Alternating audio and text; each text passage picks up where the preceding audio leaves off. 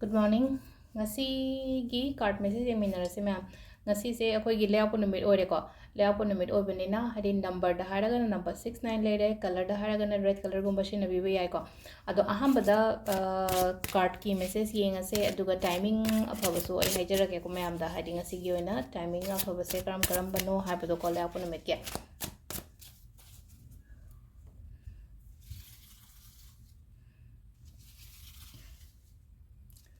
Ado sidagi 3 cards katang ko. Card number 1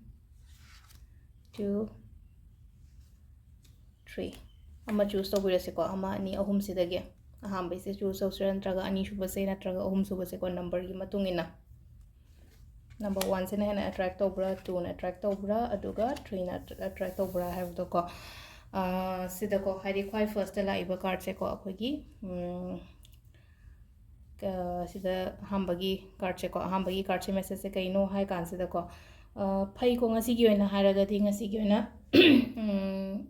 good day haina harasu yare ko hamba choose to ngai gi oina haraga di ko hamba choose to ngai gi na haraga di kai gi no hai kan sida ko 9 of coins ne wasi lai se 9 of coins se akoina aphaba gumba attract to bodo aphaba hardi akhoi gi luxury oiro adagi lanthum gi matang da harsine ko hadi luxury na haraga di dumai toroga adum boina attract to ko oi ko ahamba gi card se aduga ani subasina ko ani subasina sida ko hadi pot ani da chamam naraga lebido chasi or chalo shira gaina khallaga lebisida hadi echi thoksira thoisira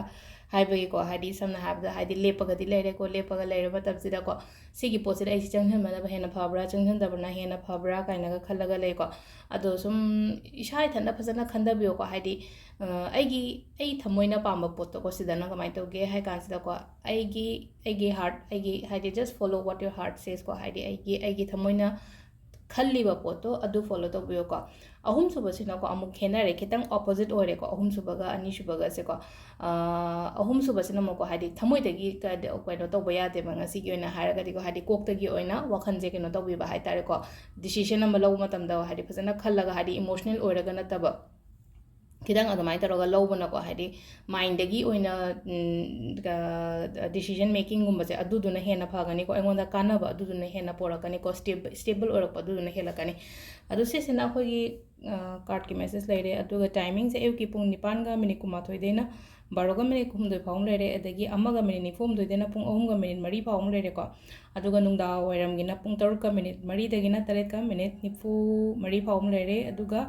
नुंगदांगिना 7 गा minute 9 देना पुंग 2 गा minute 9 फाउम लेरे को सिसिना अखोगी ngasiगी ओइना अफबा timing अदु सिदा लेरे अखोगी card message से ngasiगी thank you